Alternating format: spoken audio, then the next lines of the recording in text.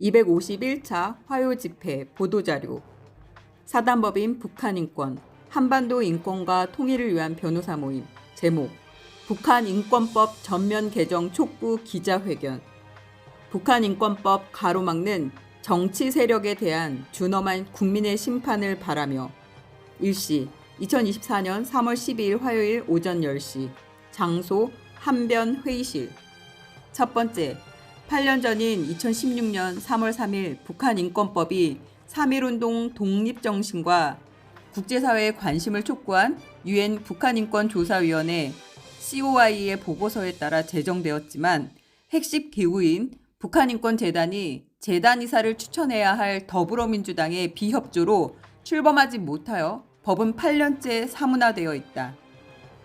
두 번째, 그동안 시민사회는 북한인권법이 남북인권대화에 의존하는 등 문제가 있었지만 2016년 3월 2일 11년 만에 국회에서 재적의원 236명 중 찬성 212명, 기권 24명으로 한 사람의 반대도 없이 통과된 뜻을 존중하여 그 정상적인 시행만 촉구해왔다.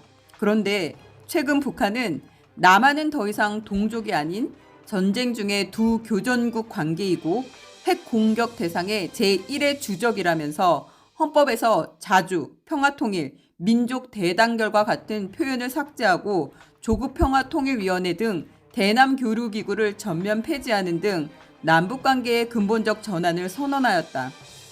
세 번째, 이러한 상황에서 사문화된 현행 북한인권법은 더 이상 유지되기 어렵고 실효성 있게 북한 정권의 반인도 범죄로부터 북한 주민을 보호하기 위해 다음과 같이 전면 개정되어야 한다. 하나, 북한 주민의 알 권리 보장. 현행법은 남북 인권 대화와 인도적 지원에 편중되어 있고 북한 주민의 알 권리 등 자유권 보장을 위한 명시적 규정이 없으므로 이를 명문화한다. 지금 시급한 것은 북한 내외의 자유로운 정보 순환을 촉진하여 북한 주민의 알 권리를 보호 증진하는 것이다. 둘, 북한 인권 교육 필요.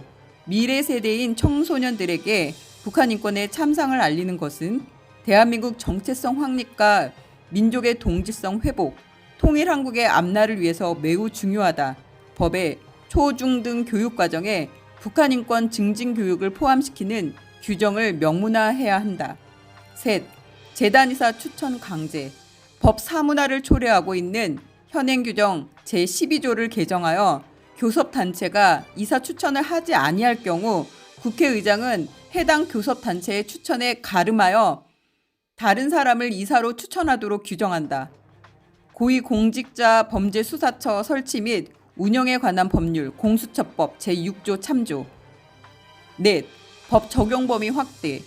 북한 주민의 정의의 규정을 고쳐서 북한 지역에 거주하는 주민뿐만 아니라 해외 파견 노동자 등 제3국에 체류하는 북한 주민 등도 법의 적용 대상이 되도록 한다. 다섯, 북한인권 기록 보존소의 정상화.